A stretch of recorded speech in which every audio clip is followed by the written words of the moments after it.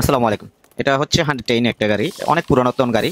তো এইটা ঠিকমতো সার্ভিসিং না করার কারণে আমরা যে ভুলগুলি করে থাকি, এই প্যানেলগুলি একমাত্র পচার কারণই হচ্ছে ঠিকমতো গাড়ি সার্ভিসিং না করার কারণে এখানে বালু ঢুকে যায়, ময়লা ঢুকে যায়, কাদা পানি লেগে আর কি এই এই জায়গাগুলি ঝংকার ধরে যায়, ঝংকার ধরে পচে যায়।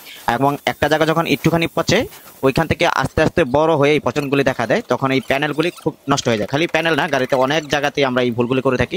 মাসে অন্ততপক্ষে একটা গাড়ি 2বার সার্ভিসিং করানো উচিত।